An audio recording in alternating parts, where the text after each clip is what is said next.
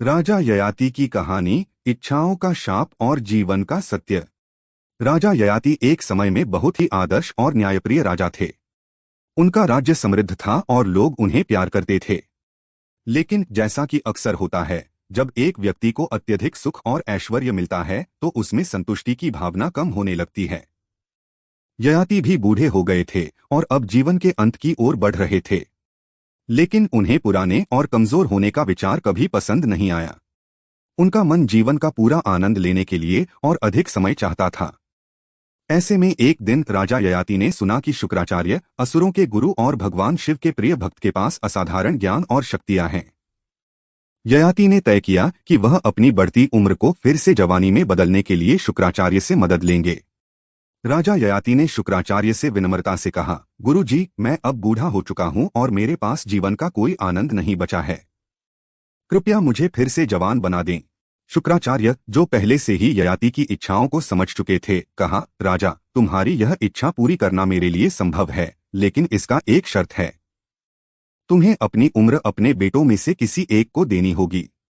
और याद रखना, यह शर्त केवल तुम्हारे लिए नहीं, बल्कि तुम्हारे परिवार के लिए भी कठिनाई लाएगी। राजा ययाति ने बिना किसी हिचकिचाहट के यह शर्त मान ली और शुक्राचार्य ने उन्हें जवानी दे दी। अब ययाति फिर से युवा हो गए थे और उनके शरीर में ऊर्जा और शक्ति लौट आई थी। लेकिन जैसे जैसे वह जवानी का आनंद लेने लगे, एक गहरी समस्या उभरने लगी। राजा ययाति ने अपनी जवानी पाने के बाद अपने पुराने शरीर को अपने बेटों में से एक को देना शुरू किया। उनका सबसे बड़ा बेटा यादू था और उसने अपनी जवानी अपने पिता को दे दी। ययाति को पहले तो यह अच्छा लगा, लेकिन जल्द ही उन्हें एहसास हुआ कि उनका बेटा अब बहुत बूढ़ा और कमजोर हो गया था। राजा ययाति की इच्छा और भी बढ़ने लगी और उन्होंने अपनी जवानी और समय का सही उपयोग करने की बजाय ज्यादा से ज्यादा आरामदायक जीवन में लिप्त होना शुरू कर दिया। वह मांसाहारी भोज, सुख संस्कार और यथासंभव ऐश्वर्य का आनंद लेने लगे, बिना यह सोचें कि इसके कारण उनके बेटे के जीवन की सबसे खूबसूरत उम्र खत्म हो गई थी। उनके बेटे अब जीवन की पूर्णता को महसूस करने से वंचित थे। राजा ययाति ने ठान लिया कि अब वह अपनी गलती को सुधारेंगे। उन्होंने अपने बेटे यादू से उसकी जवानी वापस ले ली और उसे फिर से जवां किया। ययाति ने अपने सभी बेटों से यह वचन लिया कि वह उन्हें अपना समय वापस देंगे और वह फिर से पूरी तरह से बूढ़े हो गए। ययाति ने यह निर्णय लिया कि अब वह विलासिता का पीछा नहीं करेंगे, बल्कि साधना और तपस्या करेंगे।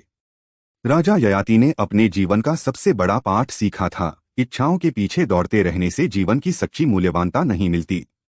राजा ययाति की यह कहानी हमें यह सिखाती है कि इच्छाएं और लालच इंसान को भटका सकती हैं। बाहरी सुखों का पीछा करने से इंसान की आंतरिक शांति खो जाती है। समय की कीमत को समझे बिना जो हमसे सबसे ज्यादा प्यारा होता है, वही हम खो सकते हैं। राजा ययाति ने अपनी उम्र और सुख का आदान प्रदान अपने बेटों के साथ किया और बाद में यह महसूस किया कि हर किसी को अपने जीवन के समय का सही इस्तेमाल करना चाहिए। उन्होंने अपनी गलती को समझा और अपनी जवानी को लौटाकर जीवन के शेष समय को तपस्या में बिताया। अगर आपको वीडियो पसंद आया तो लाइक, शेयर और चैनल को जरूर सब्सक्राइब करें और बेल आइकन दबाना न भूलें नए कहानियों के लिए।